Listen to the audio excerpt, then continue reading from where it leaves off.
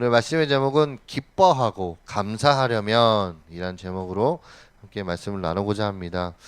여러분, 오늘 추수감사 주일입니다. 우리가 한 해를 2024년도를 또 정리하는 이제 시작쯤에 와 있습니다.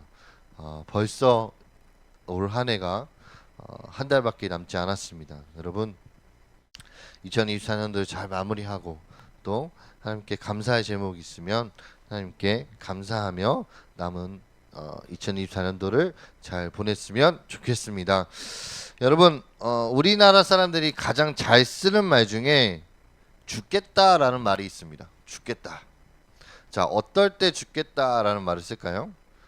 대부분 이제 자신의 부정적인 상황을 강조할 때 씁니다. 예를 들어서 더우면 뭐라 그래요? 더워 죽겠다. 그리고 추우면 뭐라 그래요? 추워 죽겠다. 그리고 힘들면 뭐라 그래요? 힘들어 죽겠다. 그리고 아프면 뭐예요? 아파 죽겠다. 그리고 짜증나면 뭐라 그래요? 짜증나 죽겠다. 그리고 배고프면 뭐예요? 배고파 죽겠다. 라는 말을 합니다. 그런데 놀라운 것은 좋아도 좋아 죽겠다. 라는 말을 하고 배부르면 배불러 죽겠다. 라고 하기도 합니다. 여러분, 이 말은 우리나라 사람들의 정서를 보여준다고 생각됩니다. 어떤 상황에서든지 부정적으로 반응하고 불만, 불평이 없는 사회 정서를 반영하고 있는 것이죠. 여러분들도 죽겠다라는 말을 자주 사용하시나요? 자주 사용해요? 어때요? 우석이 어때요? 죽겠다는 말 자주 사용해요? 안 해요? 한두 번. 유섭이는 어때요? 죽겠다는 말은 계속 사용해요? 제일 많이 하는 죽겠다가 뭐예요? 힘들어 죽겠다? 좋습니다. 준목이는 어때요? 힘들어 죽겠다? 준목도. 애들이 많이 힘들어 있네요. 자, 그런데 우리가 가만히 생각해 보면요, 이런 말이 나올 만한 세상에 우리가 살고 있는 것 같습니다. 여러분, 3포, 5포, 7포, 9포라는 말을 들어본 적이 있어요? 없어요? 자, 이 세대가 3가지, 그리고 5가지, 7가지, 9가지를 포기해야 되는 시대라는 말로 부정적인 표현이라고 합니다. 3포는 뭐예요? 3가지를 포기하는 거죠. 연애, 결혼, 출산을 포기하는 세대. 그리고 5개 뭐예요? 내 집 마련과 인간관계까지 포기하는, 그러니까 앞에 3가지에서 2개를 더하면 되는 거죠. 세대. 그리고 7개는 뭐예요? 7포는 여기에 5가지에 반해서 꿈과 희망을 포기하는 세대. 그리고 마지막 9포에는 외모와 건강을 포기하는 세대라고 합니다. 여러분, 연애, 결혼, 출산, 내 집 마련, 인간관계, 꿈, 희망, 외모, 건강까지 포기해야 한다고 하니까 한 가지 단어가 떠오릅니다. 뭐가 떠오르세요? 절망이라는 단어가 떠오릅니다. 절망. 이 세상은 소망이 끊어진 것 같아서 정말 안타깝습니다. 그런데 여러분, 지금만 이런 세상인 걸까요? 여러분, 1세기에 오늘 본문 말씀에 나오는 사도 바울이 살았던 그 시절에도, 그 시대에도 절망의 세상이었습니다. 사실 지금보다 더 어렵고 힘든 세상이었다고 할 수 있습니다. 그래서 바울은 그런 세상에 대해서 살고 있는 데살로니가 교회 성도들에게 이렇게 말씀하고 있습니다. 우리 5장 16절에서 18절 말씀인데요, 함께 읽어보겠습니다. 시작. 항상 기뻐하라. 쉬지 말고 기도하라. 범사에 감사하라. 이것이 그리스도 예수 안에서 너희를 향하신 하나님의 뜻이니라. 아멘. 여러분, 좋은 말씀인 것 같지만 바울이 왜 데살로니가 교회 성도들에게 이렇게 권면을 했는지 한번 생각을 해봤으면 좋겠습니다. 왜 이렇게 권면을 했을까요? 데살로니가 교회가 지금 기쁠 수 없는 상황이고 감사를 고백하기 어려운 상황이었기 때문입니다. 데살로니가는요, 바울이 겨우 3주간만 사역을 하고 떠나올 수밖에 없었던 지역이었습니다. 왜일까요? 이 데살로니가 지역에 핍박이 굉장히 심했기 때문입니다. 우리 데살로니가 1장 6절 말씀 한번 보도록 하겠습니다. 1장 6절입니다. 시작. 또 너희는 가운데서 성령의 기쁨으로 있음으로 받아 우리가 주를 본받은 자가 되었으니. 아멘. 이렇게 말씀과 교회는요, 바울이 복음을 전할 때부터 핍박이 있었습니다. 그래서 그리고 바울이 떠난 후에 3주간의 전도 여행을 마치고 떠난 후에 믿음을 지키는 과정에서도 핍박을 받게 되었습니다. 우리 2장 14절 한번 보도록 할게요. 2장 14절입니다. 시작. 형제들아 너희가 그리스도 예수 안에서 유대에 있는 하나님의 교회들을 본받은 자 되었으니 그들이 유대인들에게 고난을 받음과 같이 너희도 너희 동족에게서 동일한 고난을 받았느니라. 아멘.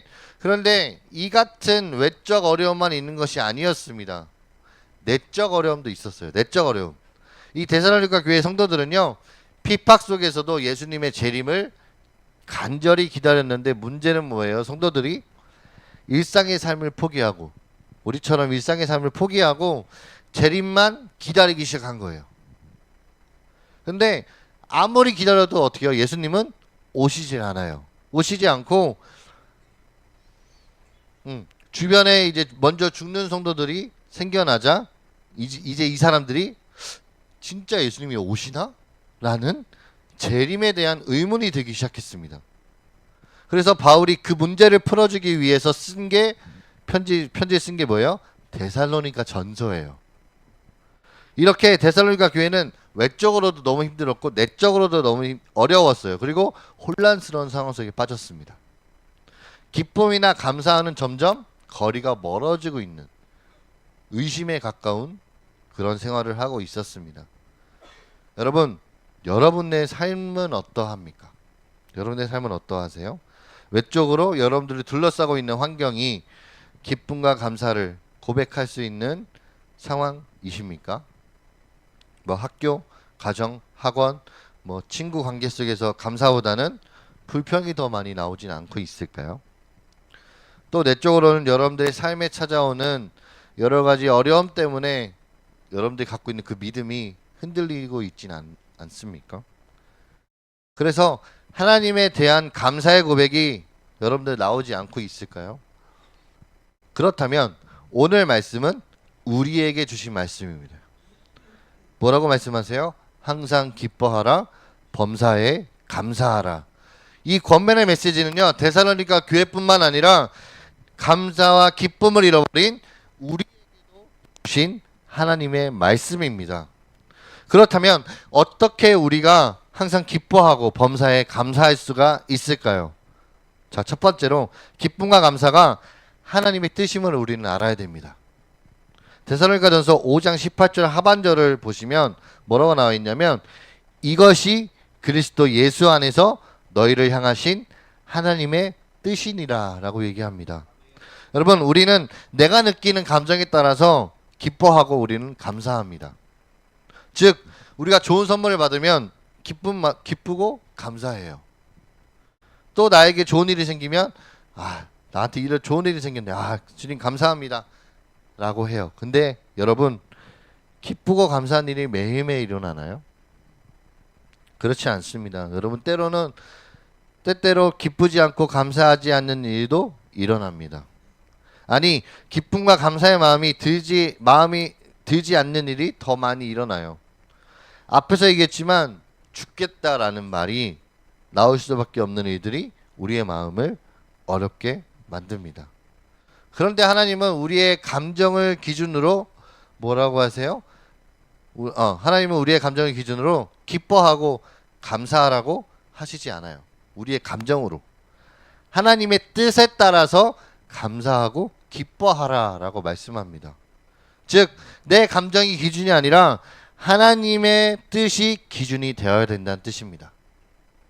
하나님이 기쁘시면 기쁘고 하나님께 좋은 일이면 감사하는 것이에요. 그래서 바울이 복음을 전하다가 감옥에 갇히게 됩니다. 감옥에. 그래서 바울이 감옥에 갇히자 두 부류의 사람이 등장하게 됩니다. 한 부류는 어떤 사람들이에요? 바울이 이제 복음을 전하지 못하니까 나라도 복음을 전해야지라는 생각으로 복음을 전하는 사람들이 있었고요. 또 한 부류의 사람들은 바울이 그냥 너무 잘난 척했어. 내가 드러내지 않았는데 이제 바울이 감옥에 들어왔으니까 내가 열심히 해서 바울을 이겨야겠다 라고 하는 복음을 전하는 사람들이 있었어요. 두 가지 분류죠. 하나는 뭐예요? 정리하자면 하나는 바울이 감옥에 들어갔으니까 바울 대신에 내가 이제 하나님의 말씀을 전해야겠다. 또 한 명은 뭐예요? 이제 바울이 감옥에 들어갔으니까 내가 열심히 해서 바울을 이겨야겠다 라는 사람들이 두 부류의 사람들이 있었다는 거예요. 여러분들이 바울이면 어떤 생각이 들 것 같아요? 여러분들이 지금 감옥에 갇혔다는 표현이 그렇지만 감옥에 갇혀있는 바울이라고 생각을 한다면 여러분의 마음은 어떠할 것 같아요? 앞에 말한 사람이 좋을까요? 아니면 뒤에 말한 사람이 좋을까요? 앞에 말한 사람이죠. 여러분 빌립보서 1장 18절 말씀 한번 안 나와 있을까요? 제가 읽어보도록 하겠습니다. 빌립보서 1장 18절 말씀에 보면 이렇게 나와 있습니다. 그러면 무엇이냐? 거칠애로 하나 참으로 하나 무슨 방도로 하든지 전파되는 것은 그리스도니 이로써 나는 기뻐하고 또한 기뻐하리라 라고 바울이 얘기합니다. 여러분 바울은요 그 두 개 다 기뻐했어요. 왜요? 복음이 전해지는 것은 하나님이 기뻐하시는 일이니까요. 여러분 우리가 우리의 기준으로 생각했을 때는 앞에 말한 사람들이 더 좋아요. 왜요? 내가 하지 못하는 일은 다른 사람들이 해주길 바라는 건 해주니까. 근데 뒤에 사람은 뭐예요? 나를 이기려고 하는 사람이잖아요. 근데 두 개 다 공통적인 건 뭐예요? 복음을 전하는 것이라는 거예요. 그게 하나님이 기뻐하시는 일이다 라는 것입니다. 그래서 바울에게 그 기쁨과 감사의 기준이 뭐였냐면 하나님의 뜻이었습니다. 여러분 우리가 기쁨의 감사의 기준은 하나님의 뜻이 되어야 합니다. 하나님이 기뻐하시는 일이라면 내 감정과 상관없이 기쁘고 또 어떤 일이든지 하나님 기뻐 함께 하시면 모든 순간 우리는 감사할 수 있어야 합니다. 여러분 저를 한번 따라해 볼까요? 하나님의 뜻이라면 기뻐하고 감사합시다. 또 한 가지 우리가 항상 기뻐하고 감사하기 위해서 필요한 건 뭐예요? 우리가 하나님이 기뻐하시는 일을 하는 거예요. 오늘 말씀을 중심으로 위아래는 하나님을 기쁘시게 하기 위해서 우리가 어떻게 살아가야 하는지에 대한 말씀이 기록되어 있습니다. 여러분 이 부분을 오늘 본문 말씀을 한 단어로 정리하자면 사랑이라고 얘기할 수 있습니다. 사랑하며 사는 거예요. 하나님을 사랑하고 이웃을 내 몸처럼 사랑하며 사는 것이 하나님이 기뻐하시는 일입니다. 여러분 사랑하면 어떻게 돼요? 다들 사랑 안 해보셨어요? 사랑하면 어떻게 돼요? 상대방을 생각해줘요. 그죠? 상대방이 뭘 원하는지, 상대방이 배가 고픈지, 아니면 상대방이 어떨 때 좋아하는지, 또 상대방이 뭘 하고 싶은지를 우리가 생각하게 됩니다. 그리고 그 일을 실행하게 돼요. 반대로 상대방이 무엇을 싫어하는지, 어떨 때 화를 내는지 알아서 그 일을 하지 않아요. 이렇게 사랑은 나를 위한 것이 아니라 뭐예요? 상대방을 위하는 것입니다. 여러분 하나님이 우리를 먼저 사랑해 주셨어요. 그죠? 죄인인 우리를 사랑하셔서 독생자 예수님까지 십자가에 내어주시면서 우리를 구원해 주셨습니다. 그리고 언제나 우리와 함께 하시면서 우리를 인도하시고 보호해 주셨어요. 여러분 우리를 사랑하십니다. 하나님은 우리도 하나님을 사랑하길 원하시고 계십니다. 우리가 하나님을 사랑하지 않기 때문에 하나님이 기뻐하시는 일을 하고 우리가 하나님을 사랑하기 때문에 하나님이 기뻐하시는 일을 하고 하나님이 기뻐하시지 않는 일은 하지 않기를 원하십니다. 여러분 질문 하나 드리겠습니다. 여러분 하나님을 사랑하십니까? 그렇다면 하나님이 기뻐하시는 일을 하시기 바랍니다. 하나님이 기뻐하시지 않는 일은 하지 마세요. 자, 이렇게 우리가 하나님을 기쁘시게 하는 삶을 살면 어때요? 하나님이 기뻐하실까요? 하나님만 기쁘실까요? 아니요. 하나님의 기쁨은 우리에게도 기쁨이 됩니다. 그래서 감사하게 되는 거예요. 하나님을 기쁘시게 하는 일, 하나님을 사랑하고 이웃을 사랑하는 일을 하는 저와 여러분들이 되기를 바랍니다. 여러분, 기독교 선교 단체 중에 조이라는 단체가 있습니다. 1950년대에 생긴 대학생 선교 단체인데 국내외 대학가와 일터의 젊은이들에게 복음 전도와 제자 훈련을 합니다. 그래서 저는 이 조이라는 뜻이 그냥 기쁨, 즐거운 교제가 이루어지는 단체라고 생각했는데 그게 아니더라고요. 조이가 약자입니다. 한번 볼까요? J 읽어볼까요? 저 잘못 썼네요. 맞나요? J 뭐예요? Jesus first. O는 뭐예요? Order second. Y는 뭐예요? User. 이게 약자예요. 조이. 그래서 이 의미는 뭐예요? 예수님을 첫 번째로 하고 이웃을 둘째로 하고 내 마지막 세 번째 나 자신을 마지막에 두는 삶. 이 뜻을 갖고 있는 거예요. 그래야 참된 즐거움, 참된 기쁨을 누릴 수 있는 거다라고 얘기합니다. 사랑하는 여러분, 우리의 삶도 조이가 되기를 바랍니다. 다시 한번 띄워주실래요? 조이 뭐예요? Jesus first. O order second. use third. 이 순서를 잊지 않고 여러분 주님과 이웃을 위해 살아가면 우리의 삶은 기쁨과 감사가 가득하게 될 것입니다.